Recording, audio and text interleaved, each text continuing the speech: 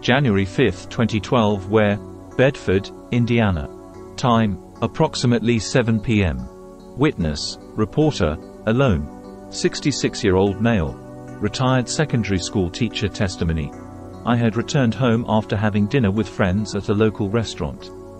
Despite it being January, the night was not particularly cold, and the sky was spectacularly clear. After parking the car, I stood in my driveway looking at the stars. It occurred to me that if there was any night that one might have the chance to see a UFO, this was that kind of night, and I actually thought, I wish I could see one now. Not 2 minutes passed after that thought when I clearly saw a row of star-colored and star-sized lights passing almost directly overhead, traveling due west. The right-hand half of the row was dimmer, and some of the individual lights were not visible, but those on the left hand were all distinctly visible. Though I did not have the presence of mind to count them, I know the left half was surely showing more than 4 lights, and probably 6, but the right half showed only 2, only the one furthest from the midpoint was particularly distinct. As I kept my attention focused on the row of moving lights, I tried to detect any sound the phenomenon might be making, but there was nothing out of the ordinary. It seemed to be completely silent. At the same time, I saw that the row of lights was not a straight line but that they were arranged in a wide L or flying wing configuration. The phenomenon moved steadily at an unchanging high rate of speed and altitude to the west, and as the distance between us increased, suddenly the full complement of lights became visible, an equal number on the left and right.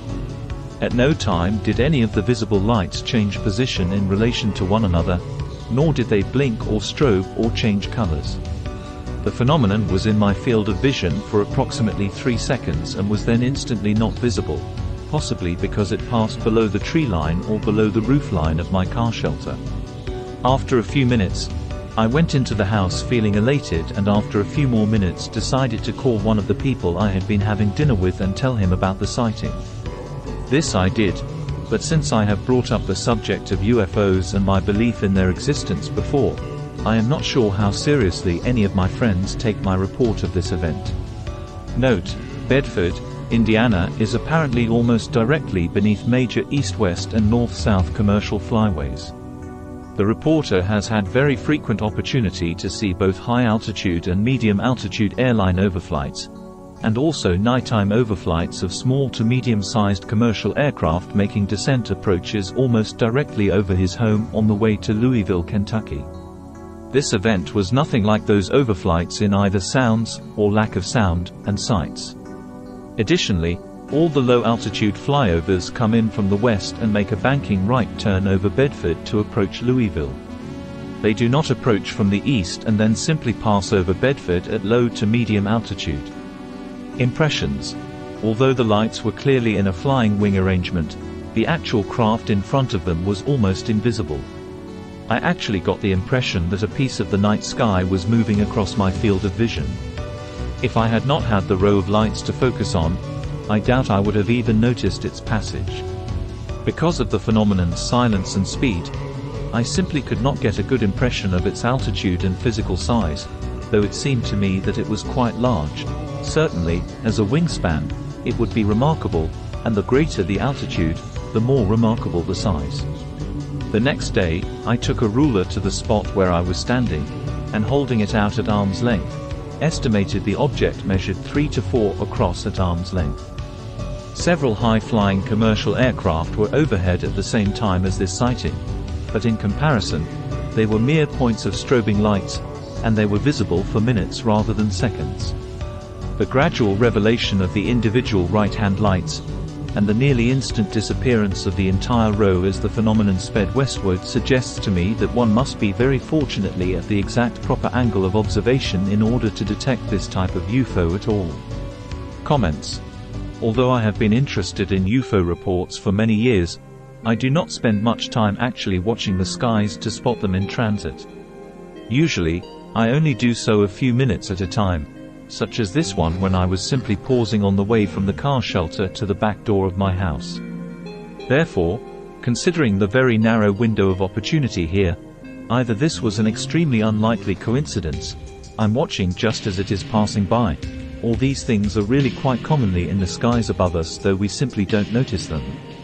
My overall interpretation of this experience is that although it was an extraordinary encounter with a remarkable piece of technology that has highly secret military capabilities, this is very likely a man-made craft. I am still waiting for the unequivocal alien encounter.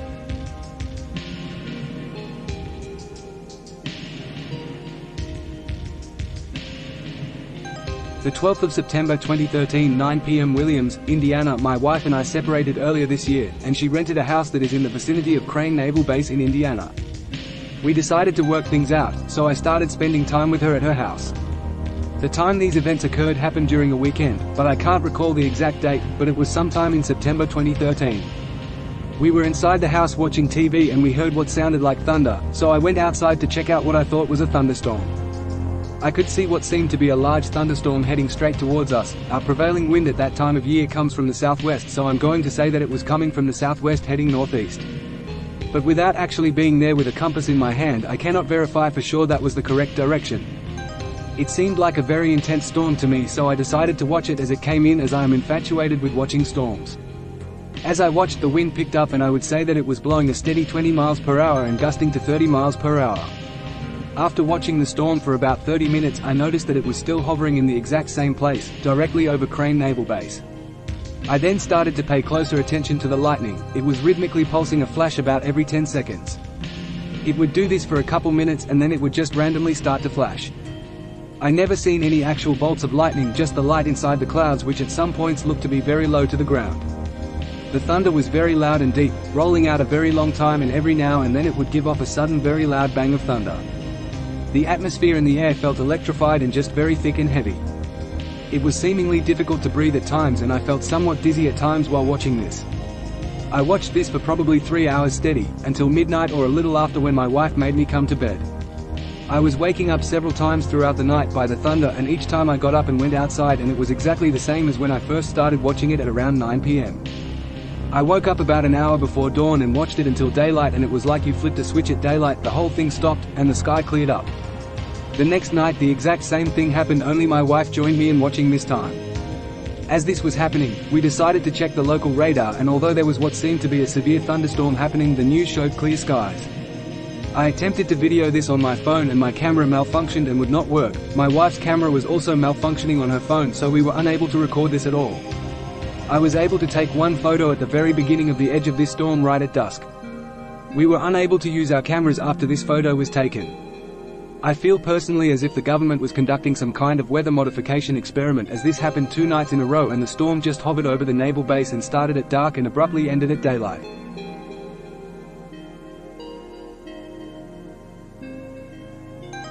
The 16th of May 2015, 9:30 p.m. Bedford, Indiana. I took my dogs outside around 9:30 or so at night and was coming back in the house and just looked in the sky the direction I was walking and seen a red orb coming towards me at a high rate of speed. As I watched it fly by, it made no sound at all. It was a bright red color and flow straight flight path, and as I watched it I seen a jet heading towards its path, and as it got closer to it the orb disappeared. So I turned around to go in the house and seen another one just like it flying the same path, so I opened my front door and told my wife to hurry to see this, so we both went out and I showed her the red orb, and as it flew by with no sound it disappeared about same spot. Then wife says look, another one, so turn around and it did the same thing, same path, and disappeared about same area. Then I stood and watched around for a few more minutes and seen nothing else, but my neighbor came down the sidewalk and asked me if I seen it. I said yes, and he told me he tried to record on his phone, but the orb looked like a bright white blob on his phone. So went in the house and thought I'd report it here.